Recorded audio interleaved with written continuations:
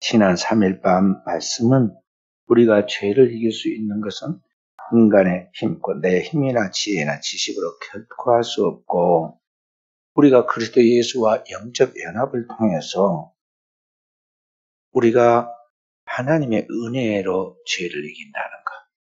그래서 이제는 죄에 대하여는 내가 죽고 하나님께 대하여는 산 자로 살아가게 된다는 것을 말씀을 드렸습니다. 오늘은 이 말씀의 실제적인 적용으로서 그리스도와의 영적 연합을 이룬 성도가 어떻게 생활 속에서 죄를 이기고 승리하여 거룩한 생활을 할 수 있는가에 대한 그리스도인의 성결법에 대하여 말씀을 드릴 때에 하나님의 은혜를 받는 시간이 되어지길 바랍니다.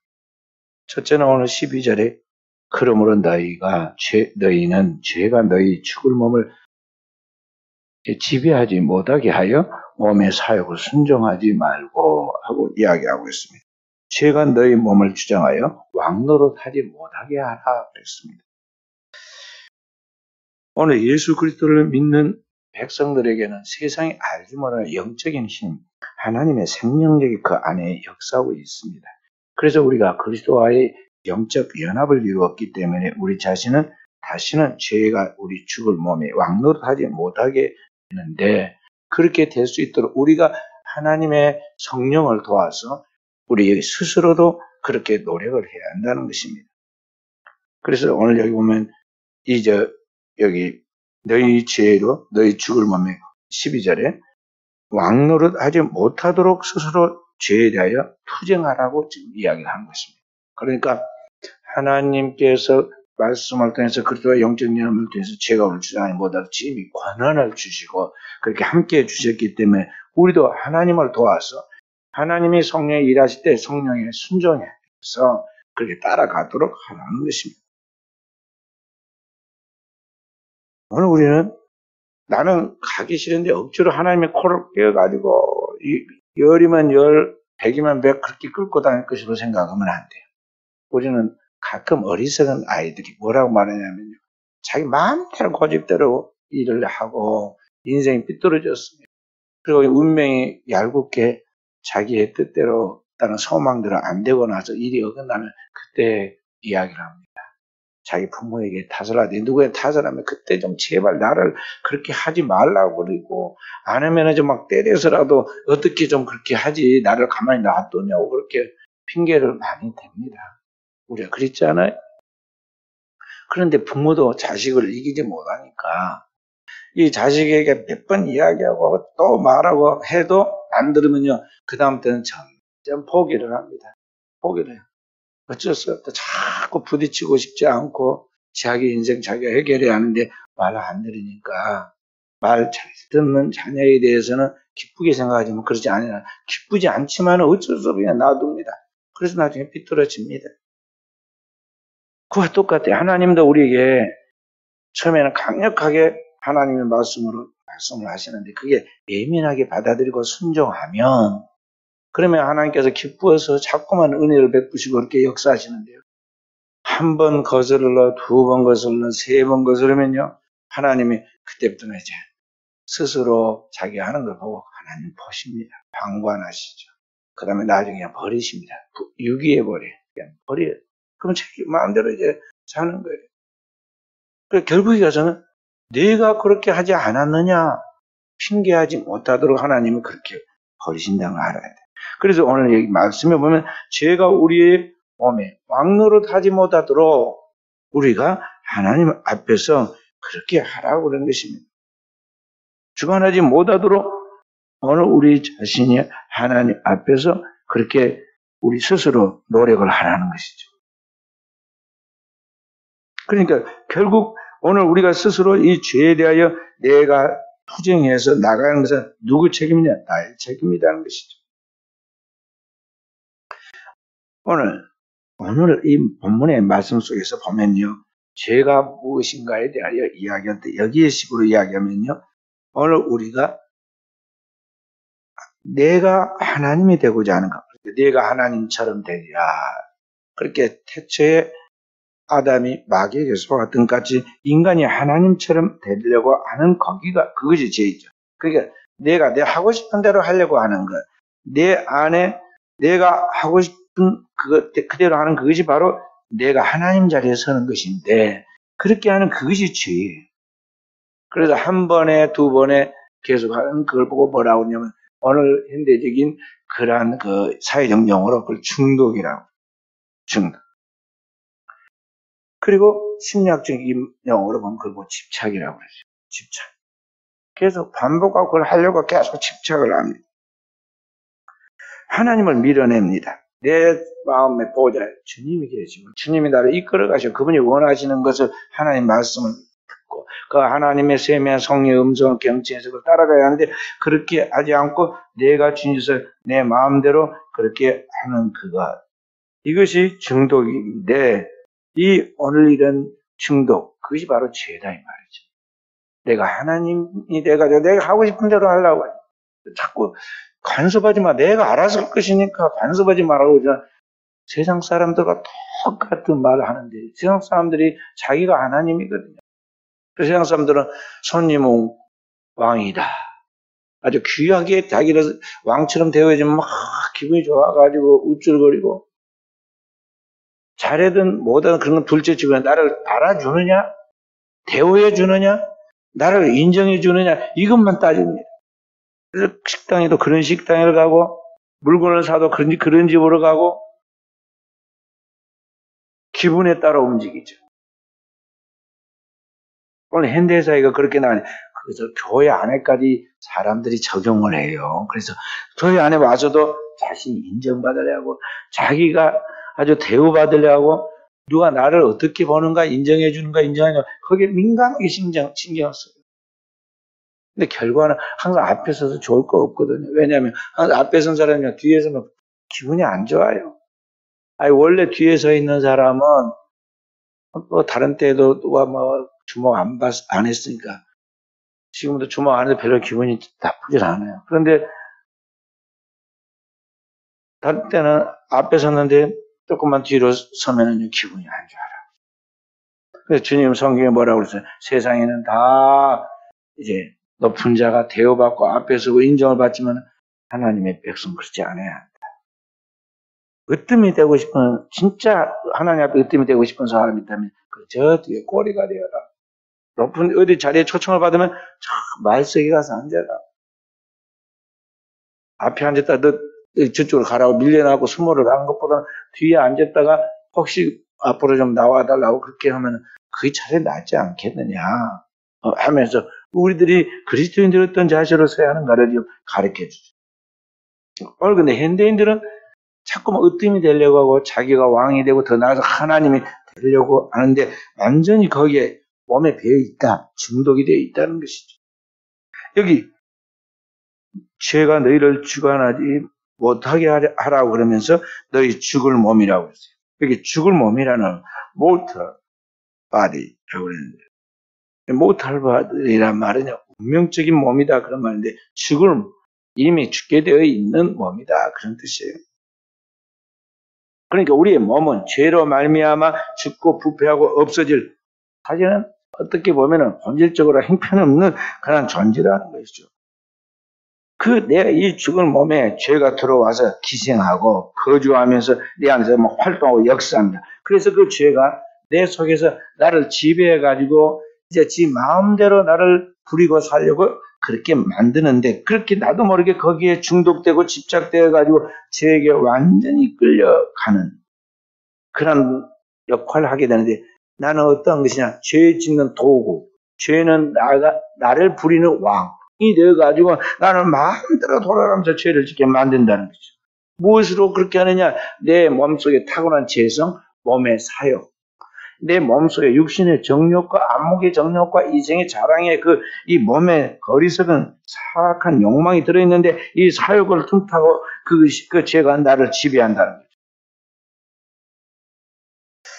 그래서 내 안에 있는 이 사욕, 죄성은 어떤 때는 성적인 욕망으로, 어떤 때는 물질적인 욕구로, 어떤 때는 타인의 재물에 대한 탐욕으로 끊임없이 우리에게 다방면으로 나타나요.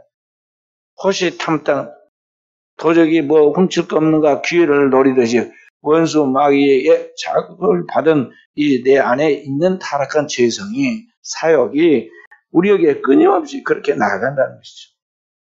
간단한 우리 몸에 육신의 정욕 하나만 가지고도 오늘 이 세상에 얼마나 타락하고 있습니까? 이 몸의 정욕 때문에 사람들이 얼마나 많은 돈을 쓰고 많은 죄를 짓고 다니는 거 몰라요. 우리나라에 지금 밤에 아주 호화로운 유흥업소만 2만 개가 넘어요. 우리나라 조그만 나라인데, 세계 속에 조그만 나라인데 이 안에 2만 개가 넘게 있고 그것에 종사하는 그러한 윤락하는 사람들이 50만 명이 넘어요. 우리나라 군인이 이제 50만 정도밖에 안 돼요. 우리나라 국가를 지키는 그 군인 숫자만큼이나 많은 그런 밤업소에서 일하는 종업원들이 있다 이 말이죠. 요새 아기를 나타내가지고 그렇게 아기 낳게 권유하고 뭐 그런 것까지 국가의 장관까지 세우는데요 말이죠. 매년 낙태하는 숫자가 우리나라 이제 신생아가 30만 대로 주저앉았습니다. 그런데 지금 낙태하는 숫자가 4배나 많아요. 150만 정도 되는데 지금 현재 한 37만인가 신생아 숫자가 그래요. 40만 잡고도 4배나 많아. 151년이면 낙태해서 죽은 아이가 150만이 넘습니다. 한겨레에서 오래전에 발표한 무작위로 뽑힌 우리나라 일반 여성들에게 솔직하게 대답해 주라 그래가지고 조사를 했어요. 1200명이 조사를 했습니다. 우리나라에 그냥 일반 주부 중에 평균 10명에 1명이 자기 남편이 아닌 다른 남자와 잠을 잤다고 고백을 했고, 그리고 앞으로 남은 9명도 그런 마음을 사실 가지고 있다고 고백했어요. 우리나라에 공식적으로 또 비공식적으로 자기 몸을 팔아가지고 돈을 버는 종사하는 여인이 200만 명이라고 해요. 아까 제가 말한 호화업소, 아까는 거기서 50만 원 호화업소를 이야기한 거예요. 그냥 밤업소에 종사하는 그런 윤락 여성들을 말해요. 200만 명. 그럼 우리나라 인구가 지금 얼마예요? 엄청 많잖아요. 그러면 남자들은 어쩔까요? 그 출입하는 주 고객이 남자들인데 이 남자들은 또 얼마나 심하게 했어요. 우리나라가 지금 이 코로나 문제 때문에 이게 종식되지 않은 문제를 내가 처음부터 지적을 하기를 이 밤업소가 큰 문제거리가 된다고 그랬잖아요. 이게 표가 무섭게 엄하게 단속을 못해요. 곧 투표가 오고 또 투표가 오고 그런 게 조사가 되어서 나중에 그게 작용을 하니까.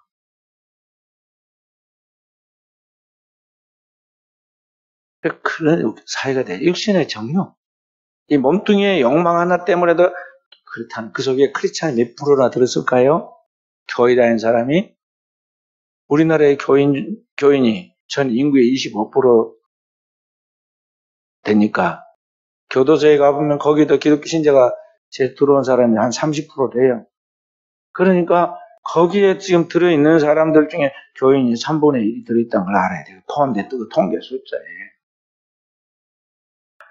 오래전 서울대학교에 박모 교수가 27,000명을 무작위로 뽑아서 설문조사를 했습니다.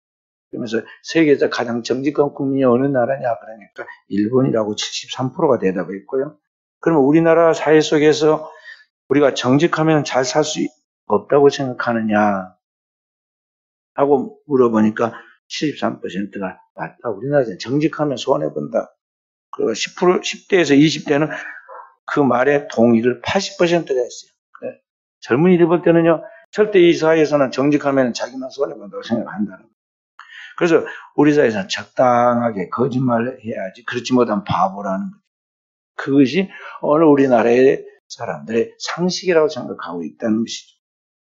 바로 그 속에서 성도들이 이 악하고 음란하고 폐역한 세상 속에서 적당히 거짓말하고 적당히 알아서 눈치껏 죄를 짓고 그러한 죄의 욕망에 우리 몸을 맡겨서 그게 살아가면서 죄가 우리를 지배하여 왕노릇하도록 하는데 하나님의 백성이 그리스도와 연합하여 거룩하게 살려고 한다면 바로 이런 욕망에 굴복하지 않고 자기를 지켜라 그 말.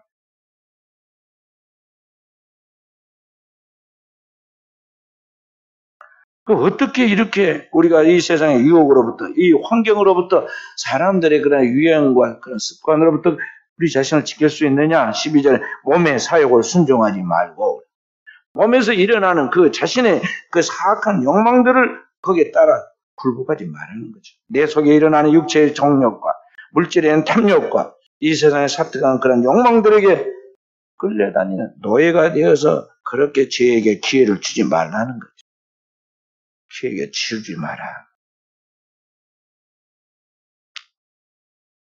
어떤 사람들은 이런 사람들을 많이 제가 봅니다. 교도소에 가면 제일 많이 제가 대수자들 자기는 착한데 이제 착하게 생겼어요. 얼굴을 보면. 그런데 나쁜 사람을 만나가지고 내가 사기를 당하고 나쁜 사람을 만나가지고 이렇게 됐는데 내가 이것도 한두 번도 아니고 내가 지금 12건을 지금 당했다고. 그러니까 그런 건수가 걸려 들어온 건수가 고소 고발된 거 12건이 지금 있다 이 말이에요. 내가 양심껏 말하는데 나는 진짜 남을 속이거나 남을 해를 끼친 사람이 아니다. 내가 거의 장로인데 그런 사람이 아니다. 내가 거의 권사인데 그런 사람이 아니다고 그럽니다. 너한테 속았다는 거죠. 자기같이 순진하고 착한 사람을 내가 그런 사람을 알았으면 왜 그렇게 속았겠느냐 그렇게 변명을 합니다. 제가 뭐라고 내가 상담을 해줄까요? 욕심이 없는 사람이 속는 것을 보았느냐? 내가 욕심이 있으니까 그게 속은 것이다. 물질에 대한 욕심이니까 갑자기 큰 돈을 벌게 해주다는 거 가문이 있으려니까 거기에 꼭 해가지고 속는 거. 육체의 욕망에 그런 내 안에 유혹이 있으니까 앞에서 크게 말하니까 넘어가서 같이 가서 죄를 짓는 거 아니겠어? 자기 안에 있으니까 그런 거야. 그러니 전류가 플러스와 마이너스가 이게 서로 끌어당기니까 여기에서 딱 부딪히는 순간 스파크가 탁 이러면서 전류가 하는 것이지. 플러스 전류고 바이하고 되는데 거기서 불이 번쩍 하면서 전기가 오나요? 아니면 마이너스 전류가 여기 나무에다 탁 댔더니 거기서 불이 번쩍 하냔 말이죠. 이게 두 개가 이게 서로 끌어당기는 그런 속성들이 있어서 지금 그런 거예요. 그렇기 때문에 그렇지 않은 이 사회 속에서 세상이 아무리 우리를 유혹하고 끌어당겨도 우리는 그것을 거부할 수 있는 분명한 나의 정체성을 가지고 나아가라는 거죠. 그런데 그렇지 않아요. 가장 큰 문제가 뭐냐면 자신이 하나님께 속한 하나님의 백성이며 그리스도와 연합한 그리스도의 신부라는 이러한 영적인 정체성에 대한 분명한 믿음이 없기 때문에 그 하나님의 말씀에 대한 확신이 없기 때문에 자기 속에서 육신의 욕망에 그러한 습관을 따라서 육신의 욕망이 일어나면 사회 속에 환경 속에 이런 주변에 있는 유혹들이 다가오면 금방 딱 붙어가지고 사건 사고가 일어나는 그렇게 하지 않도록 내 자신을 지켜서 몸의 사욕을 순종치 않도록 하라.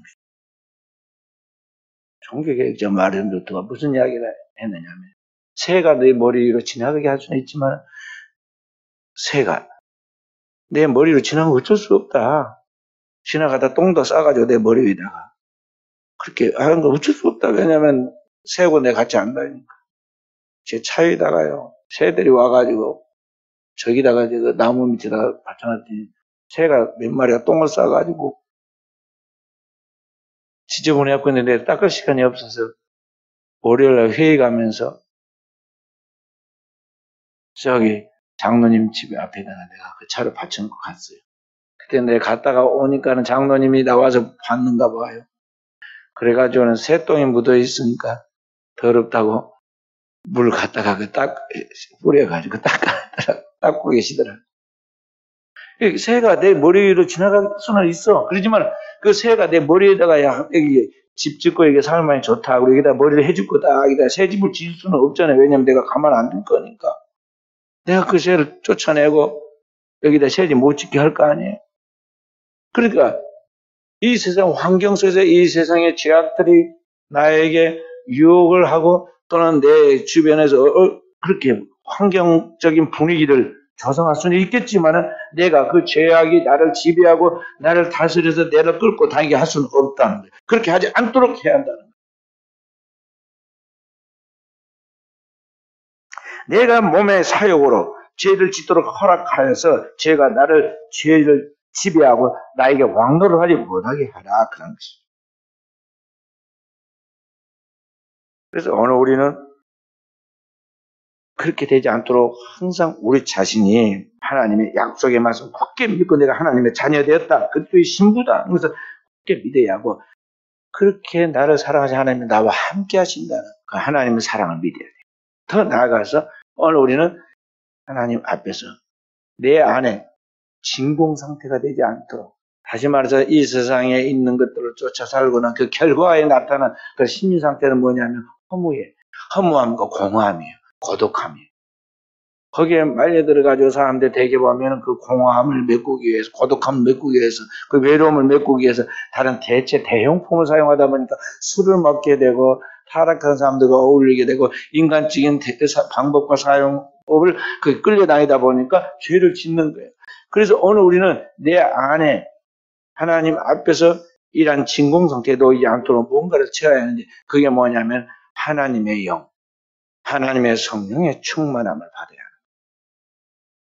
합니다. 그리스도인은 반드시 성령이 충만해야 그 성령 안에서 자유와 평화, 안정, 영혼의 기쁨과 환희를 가지게 되고 세상을 이길 수 있는 큰 힘, 원동력을 소유하게 되는 거예요. 그래서 성령의 권능이 나를 이끌어가기 때문에 그 어떤 것에도 위축되지 않을 수 있는 거예요. 그렇지 않으면 세상 사람 똑같은 소리를 해요. 아니 예수 믿는 사람이 뭐가 외롭다는지 나 알 수가 없단 말이죠. 무슨 외롭고 뭐 공허하고 쓸쓸하고 아니 나는 24시간 저 목욕실에 앉아 있어도 외롭고 쓸쓸하고 공허한 적이 없던데 뭐가 그런지 알 수가 없어요. 그래가지고 괴로워서 술 한 잔 먹었다는 거. 아주 서슴없이 이야기해요. 또 술 먹고 또 나이트클럽 갔던 이야기도 아주 보통해. 요새 나이트클럽 가야겠는데 지금 하도 단속이 심해가지고 그것도 마음대로 못 가니까 그것도 괴롭다는 거예요. 순천에는 기독교인과 34%라고 하는데 저 나이트클럽 잘 된 거 봐요. 이 난리 속에도. 그 속에도 나이트클럽 속에도 분명 크리스찬이 그 속에 3분의 1은 들었다니까. 들었어. 군대 가도 3분의 1은 기독교인이고 쇼핑몰에 가도 3분의 1은 기독교인이고 어디든 교도소에 가도 그러고 군대에 가도 그러고 죄 짓는 데도 가면 똑같이 그런 사람들이 있어. 우리 교인들이 안 찔린가 봐.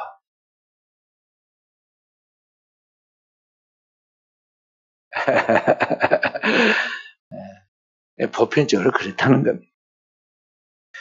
그래서 우리는 하나님의 영이 나를 지배하게 해요. 사도 바울은 그랬잖아요. 술 취하지 말라. 이는 방탕한 것이 오직 성령의 충만을 받으라. 너희가 이 세대를 본받지 말고 세월을 아끼고 하나님 뜻이 무엇인가를 분별해야 하는데 하나님 뜻이 뭐냐? 세상에 취해 살지는 술 취하지 말고 오직 성령의 충만을 받아서 우리가 바람이 채워져 있지 않으면 절대 우리가 살아갈 수 없음 같이 뭔가 이 진정한 생명으로 가득 차는데 그게 뭐냐면 하나님의 바람이 성령이죠. 하나님의 생기인 성령으로 가득 차야 돼요. 근데 성도는 그 영혼 속에 하나님의 성령이 충만하게 되어 있어야 한다. 고린도서 3장 17절에 너희 몸이 하나님의 성전이다. 그러니 너희는 하나님의 성령이 너희 안에 거하셔야 한다. 그 옛날 출애굽에 나왔을 때 모세가 성전을 지었더니 그 천막으로 된 초라한 성전에도 거기에 하나님의 성령이 구름같이 탁 끼어서 그 안에 좌정하고 계셨는데 말씀과 함께 좌정해 계셨는데 모세도 들어가지 못했다고 그랬어요. 성령이 오늘 우리 안에서 우리의 영은 지배하게 그렇게 그래서 죄가 우리의 몸을 저장하지 못하고 우리 앞에 왕노릇하지 못하게 하여 오늘 우리 자신을 하나님 앞에서 완전하게 이제 쓰임 받는 성령의 그릇이 되도록 해야 한다는 것입니다.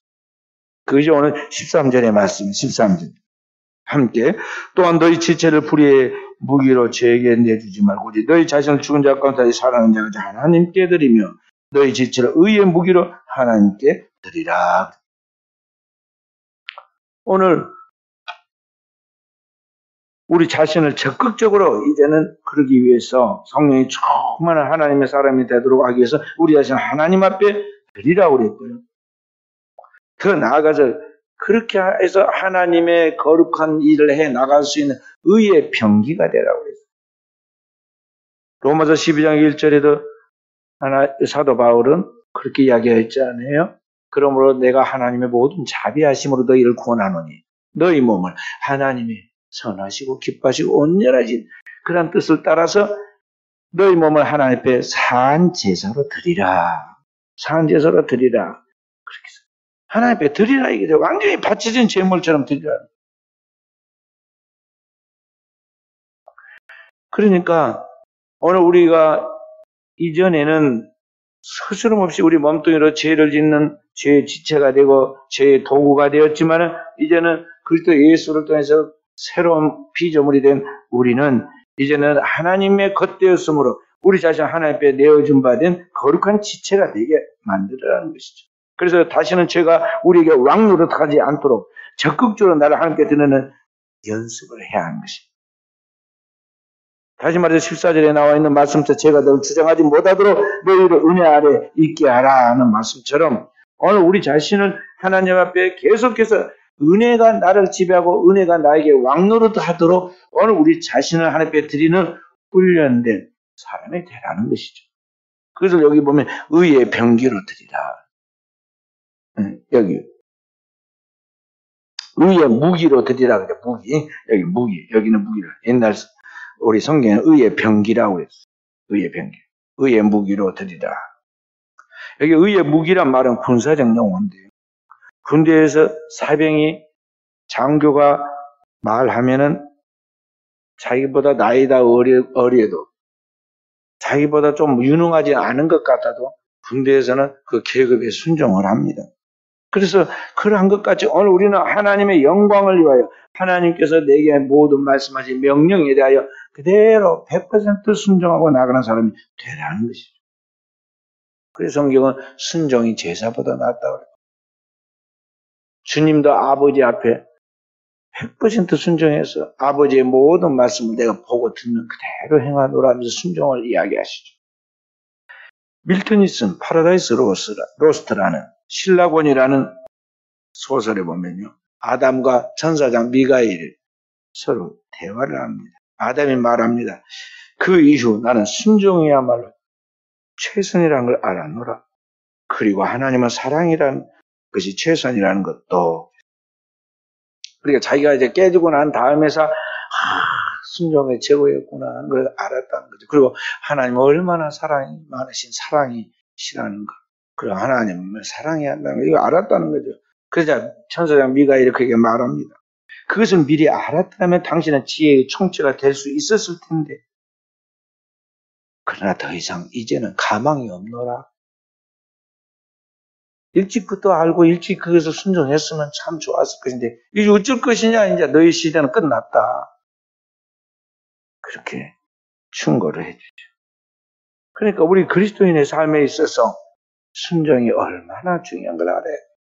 어렸을 때는 순종을 잘하는데 우리는 조금 크면 순종을 안 해. 하나님 앞에서 우리는 다 어린아이단 말이에요. 영원하신 하나님 앞에 우리가 100년이 됐든 200년이 됐든 그게 뭐 얼마나 되겠어요? 역사 속에 우리가 지금 우리가 살아가는 역사, 이 연대기적인 역사 속에서도 몇천 년에서 여기 100년 미만의 이 시간은 10년이 됐든 50년이 됐든 별로 차이가 없잖아요. 그냥 그 한 세기, 100년 한 세기로 딱 보고 한 세기씩으로 계산하고 넘어가 버리잖아요. 그러듯이 하나님 앞에서 우리는 100년 미만의 인생을 사니까 다 어린 아이단 말이죠. 근데 우리는 진짜 육체가 아기 때는 말을 잘 들어. 그래서 예뻐.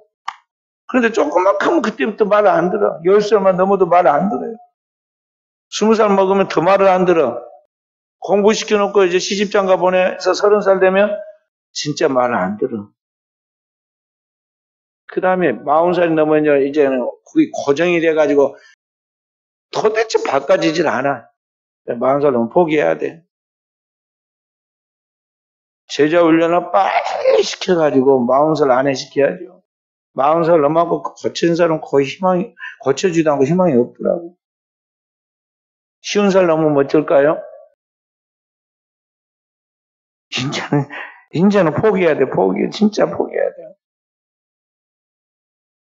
인생이 그래요. 갈수록 나빠져.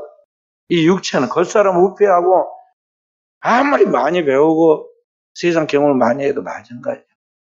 겉사람은 갈수록 안 좋아져요.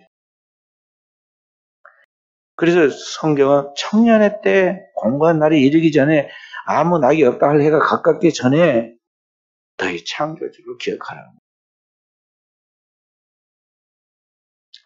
그래서 오늘 우리는 순종해야 하는데요.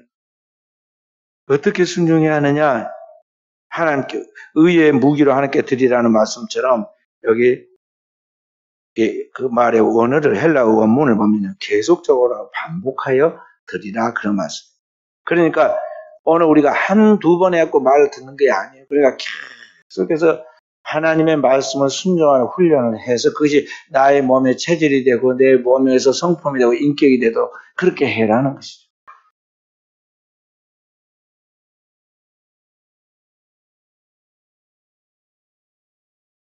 그래서 오늘 우리는 하나님의 구원받은 성도답게 차원 높은 생활을 해야 하는데 우리가 그렇게 하도록 하기 위해서 한쪽으로 몰입을 해야 돼요. 그러니까 이전에는 죄를 짓고 죄악된 생활 속에서 사는 게 이게 촌스러웠는데 이제는 하나님 앞에서 하나님의 진리의 말씀을 따라 그 진리를 쫓아서 살아가는 그 생활, 의에 순종하는 생활이 우리 안에 모든 것이 되도록 그렇게 하라는 것이죠.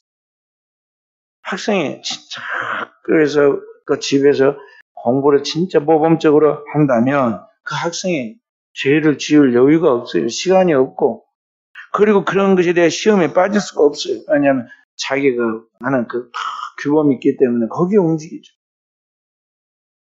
그와 똑같이 성도가 하나님 앞에서 영적인 삶에 열심히 노력하고 하나님의 교회에서 봉사하고 구제하고 하나님의 교회에서 교사로 구역장으로 주방에서 성가대원으로 밖에서 안내와 주차로 그렇게 충성하고 그렇게 영적인 삶을 살아가는데 바빠요. 교회와 집 또 맡긴 그 일들을 하기에도 바쁜데 죄 지을 시간이 어디 있으면 죄 지을 능력이 어디 있겠어요. 그래서 죄가 그 앞에 얼씬거릴 수가 없는 거죠. TV에 나온 드라마나 뭐 보면서 죄는 저런 세계가 있는가 보다. 그러지. 진짜 그리스도인 세계에는 그러한 유혹이 빠질 수가 없다는 거죠. 그래서 오늘 성경 말씀하기에 너희 지체를 의에게 드려 의의 종이 되어 거룩함에 이르라고 말한 것입니다. 여기 19절에 보면 말씀 봅니다. 너희 육신의 연약함을 내가 사람이 예대로 말하느니 전에 너희가 지체를 부정과 불법에 내주어 불법에 이른 것까지 이제는 너희 지체를 의에게 종으로 내주어 거룩함에 이르라. 의에게 종으로 내주어 여기 의에게 종으로 내주어 그렇게 해서 거룩함에 이르라고 했는데 여기 의를 인격적인 표현을 했어요. 의에게 의라는 거기에 오늘 우리를 그렇게 완전히 주로 삼고 나가라는 거예요. 그래서 오늘 우리는 하나님 앞에서 신앙생활을 나아갈 때 우리 자신이 무엇이 나를 지배하고 있는가를 항상 생각해야 돼요. 지금 나의 마음을 끌고 나를 움직이게 하는 것이 무엇인가. 그것이 나의 주인이에요. 그러니까 우리는 내가 뭐 주인이라고 앞에 딱 그렇게 써 있는 뭐가 있어서가 아니라 돈을 사랑하면 돈이 나의 주인이에요. 지식을 사랑하는 사람은 지식이 나의 주인이에요. 명예를 쫓아서 하는 사람은 명예가 주인이에요. 어떤 사람은 자존심이 자기의 주인이에요. 그래서 오늘 보면은 그것이 계속 반복되고 그것 때문에 죽고 사는 문제가 생기는 것을 볼 수가 있어요. 그래서 보통 보면은요, 국회의원이나 대통령 했던 사람들도 그러지만 자살을 많이 하잖아요, 우리나라에. 그만 자기가 명예가 훼손됐다 생각하면요, 못 참고 자살을 해버려. 자기 자신에 대하여 대단한 의인으로 생각하고 자기 자신을 절대화하고 자기 안에 지금 숭배하고 있는 뭔가가 있어요. 그러니까 그 사람은 명예라든지 아니면 자신에 대한 그런 자존심이라든지 자기 자신에 대한 그 어떤 것들이 최고라 생각하는 거죠.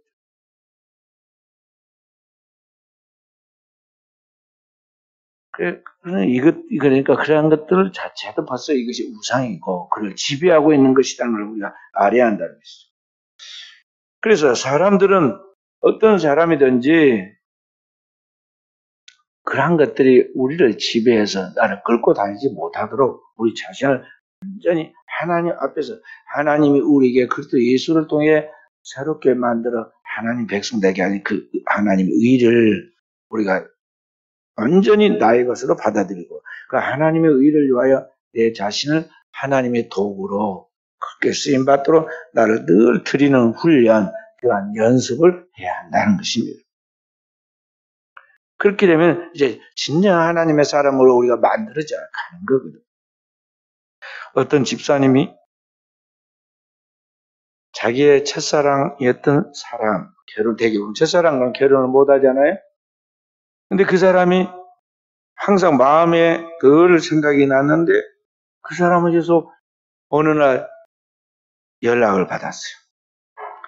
그렇지 않아도 무척 궁금했는데 연락을 받고 가슴이 두근거리고 한번 만나고 싶은 마음이 들었습니다. 그래서 결혼한 사람들로서 만나서 될까 자꾸 생각해 보는데 뭐 죄 짓는 것도 아닌데 어떻게 변했는지 딱 한 번만 만나보자. 그 정도는 괜찮겠지. 그렇게 생각을 했어요. 그렇게 해서 이제 만나려고 딱 생각을 했는데요. 새벽기도 나가서 하나님 말씀을 듣는데 골로새 1장 12절에 있는 우리로 하여금 빛 가운데서 성도의 기업의 부분을 얻기에 합당하게 하신 아버지께 하는 그 성경 구절을 보면서 이게 뭔가 하나님 앞에서 합당치 않는 일이다. 그런 회개가 나왔어요. 그래서 말씀의 빛 가운데 아직도 굳게 서 있지만 자신의 모습 그리고 그것을 합리화하려고 하는 자신의 그 마음에 있는 그 악함 또 약함 이런 것들을 보면서 이것을 털어내야겠다 싶어가지고 그것을 집에 와서 남편에게 말했습니다. 합당치 못한 그런 모습을 자기가 깨닫고는 말했어요. 그때 남편이 그 말 듣고는 고맙다고 사랑한다고 그러면서 나도 똑같다고 그러면서 자신의 이야기를 아내에게 고백을 했어요. 그 부부가 둘 다 숨은 그러한 어둠을 몰아내고 해결하니까 그 가정이 사랑으로 든든하게 서가는 가정이 되었어요. 그러니까 우리가 하나님 앞에서 이와 같이 하나님의 의에게 우리 자신을 드리고 순종해 나아갈 때 오늘 우리 자신에게 어둠이 보이지 않게 틈을 타고 있는 이런 모든 것들이 물러가고 어떤 시험도 그에게 틈을 타지 못하고 승리할 수 있게 되더라 하는 것이죠. 우리 그리스도인들, 영적인 성도들은요, 항상 시초를 조심해야 돼요. 처음 한 번을 조심해야 한다는 거죠. 보면은, 마귀가 와가지고 예수님은 시험하는 마지막 시험에 보면 마귀가 뭐라고 하냐면, 내게 와서 한 번만 절하면 내가 이 모든 만국의 영화를 너에게 주리라. 그렇게 말하면, 한 번만이라고. 그러니까 마귀의 이 유혹이 우리에게 늘 똑같이 오는 거예요. 미미한 소원. 아주 작은 일인데. 그래서 우리가 어떤 유혹들을 받으면 처음을 조심해야 하는데 처음에는 이번 한 번만 그렇게 이야기합니다. 마귀가 그 속에서 그렇게 좀 자꾸 자극을 해요. 그리고 이제 한 번 넘어가면은 그 다음에는 기왕 한 번 했는데 이번엔 한 번 더 한다고 뭐 문제될 거 있겠느냐. 왜냐면 한 번 넘어가서 근다해서 죽은 거 아니잖아요. 선악과 따먹었다 바로 그 다음날 죽었나요? 그래 안 했잖아요. 그리고 이제는 우리나라 사람들은 3번까지는 뭐, 3번인데 그러죠. 그 3번까지 또 가. 그리고 나면 이제 사람의 대범해집니다. 그 다음에는 뭐 다 기왕 그렇게 된 거 다른 사람들 다 그러는데 그런 대로 살아야지 하고 이제는 자신을 딱 이제 그렇게 그 당연한 같이 넘어가요. 그걸 가요. 그럼 하나님 놔둬버려요. 이제 그 다음부터 하나님 인격적 하나님이시거든요. 우리에게 세미한 음성으로 말씀하시지만 그 음성을 거스르고 자꾸 나아가면요 하나 그냥 내두십니다. 크리스찬들이 많이 경험하지만 처음 죄를 지을 때는요 하나님께 강력하게 막으십니다. 분명히 몇 가지 징조를 그냥 막으세요. 그때 멈춰야 돼요. 환경으로 막거나 또는 어떤 몸의 건강으로 막거나 아니면 다른 어떤 말씀을 통해서 그를 막거나 막아요. 강력하게 하나님 막으니까요 여러 가지 보면서 아 이거 하나님이 막으신 거 딱 알아채야 되는데 사람들이 몰라요. 그리고 몸에다가도 이 영적인 사람들 다 옵니다. 벌써 지금 뭔 하루 전부터 그러든지 하여가 그때 그러든지 말이죠. 막 강력하게 몸에 와요. 그래가지고 머리가 깨질 듯이 아프고 감당하기 힘들 만큼 그렇게 와요. 그런데도 사람들이 죄를 지어요. 그러면 2번, 3번 죄를 짓고 나면요. 이제 나중에는 죄를 지으면서 머리도 안 아프고 몸도 안 아프고 환경에 간섭한 것도 없어요. 그러면 알아야 돼요. 이제는 양심이 화인마자 하나님의 음성도 안 들리고 감각도 없어지고 그 다음부터는 그냥 사람이 세상 사람과 똑같아지고 있다. 그래, 이거 보고 하나님의 육이라고 그래요. 버리시는구나 하는 걸 알아야 돼요. 그래서 16절에 보면은 너희가 알지 못하느냐 혹은 죄의 종으로 사망에 이르고 혹은 순종의 종으로 의에 이르느니라. 그러니까 우리가 죄에게 순종하며 결국은 죄의 노예가 되고 계속 죄를 반복해 지으면 죄의 작성 사망이기 때문에 사망에 빠져서 멸망하게 되는 거죠. 반면에 내가 진리에 순종하게 되면 순종함으로 말미암아 진리가 나를 다스리게 되고 진리가 나를 자유롭게 하게 되고 의의 열매를 맺게 되죠. 그래서 결과는 의의 결과는 하나님 앞에서 그리스도 예수의 영원한 생명, 영생이 주어지는 거죠. 그래서 오늘 23절에 그 말씀을 하는 것입니다. 죄의 삭은 사망이고 하나님의 은사 우리 주 예수 그리스도 안에 있는 영생이다 그랬어요. 그래서 오늘 우리는 이 죄의 종에서 의의 종으로 이제는 새롭게 그 길을 걸어가기 전에 하나님 앞에 그걸 한마디로 성화라고 하는데 이 성화의 길을 걷기 전에 하나님 앞에 감사하는 삶으로 화답하라고 그랬어요. 17절 18절 말씀 함께 읽습니다. 하나님께 감사하도다. 너희가 본래 죄의 종이더니 너희에게 전하여 준 바 교훈해 보는 마음으로 순종하여 죄로부터 해방되어 의에게 종이 되었느니라.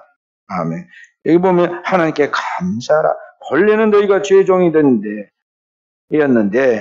너희에게 전하여 준 바 교훈의 본 예수 그리스도의 그 교훈의 본을 마음으로 순종하여 죄에서 해방되어 이제 의의 종이 되었기 때문에 우리는 그 하나님 앞에 늘 감사하면서 사는 삶이 되어야 한다는 것이죠. 항상 우리의 신앙의 그런 모델은 누구냐면 예수 그리스도예요. 예수 그리스도 나를 하나님의 형상으로 지으시고 이 세상에 오셔서 나 같은 죄인을 죄에 위하여 나를 살리려고 죄 있는 육신의 모양으로 자기를 낮추시고 십자가를 짐으로 내 죄를 짊어지심으로 구속하시고 깨끗게 하신 그 예수 그리스도 그분의 진리의 교훈의 본을 따라서 오늘도 우리가 매일매일 우리의 삶을 우리 주님 앞에 드려서 진리로 거룩하게 하옵소서 저희를 거룩하게 하옵소서 하고 기도하신 그 주님의 말씀처럼 오늘 우리는 그 주님의 말씀을 따라 다 그 말씀을 내 마음에 되새김질을 해서 그 진리의 말씀이 나를 지배하게 하고 그 나를 이끌어가도록 만들어야 한다는 것이죠. 인간은 생각하는 존재이고 생각대로 되어지는데 내 생각에 세상과 세상에 있는 것들을 쌓고 그러한 것들을 보고 들으면서 나아가면은 결국 그것이 나를 지배하고 나를 끌고 가는 거예요. 근데 그리스도인이 늘 하나님의 말씀을 그것을 읽고 쓰고 그것을 묵상하고 그러한 가운데서 하나님의 말씀이 나를 지배하면 그리스도 예수께서 나 같은 죄인을 구속하신 그 구속의 은혜에 대하여 우리가 묵상하고 나아가면 그 진리의 교훈의 본을 따라 나아가는 것이 되고, 그런 본을 따라 나아가게 될 때 우리는 내가 죄의 종에서 의의 종으로 변화해 돼가는 것을 알게 된다는 거죠. 그렇게 되면서 그렇게 나에게 만드신 하나님께 우리는 영광을 돌리고 찬양하게 되는 것입니다. 할렐루야. 오늘은 그래서 그리스도인의 성결법에 대해서 말씀을 했어요. 첫 단계 정리해 보면 우리가 죄에서 해방되는 것이고, 두 번째는 적극적으로 이제 의의 종으로 되는 길입니다. 이렇게 성화해 가는 것을 점점 발전시켜서 거룩함에 이르는 인격의 열매를 맺게 되는데, 그렇게 인격의 열매를 맺게 된 결과가 뭐냐? 영생이다. 영원한 생명이라는 것을 우리가 알고, 그 영원한 하나님이 우리에게 씨앗처럼 주신 생명을 하나님의 나라에서 완성하고 완전하게 이루어갈 때까지 우리는 우리의 주어진 모든 삶들을 항상 순간순간 매일매일 하나님께 드리고 하나님께 응답하여서 우리 앞에 영광 돌리는 진정한 그리스도인의 삶을 살아야겠다 하는 것이 오늘 주님의 말씀이고요. 또 그렇게 살려고 하는 자를 성령께서 우리를 도우십니다. 성령은 우리의 연약함을 도우셔서 그 하나님의 복을 말씀을 항상 생각나게 하고 그 뜻대로 살 수 있는 능력을 주시고 그 뜻대로 살아갈 수 있도록 모든 환경과 상황을 주관하신다는 오늘 또 이 믿음의 승리에 가는 깨어있는 우리 모든 종들이 되어지기를 주의 이름으로 축원드립니다.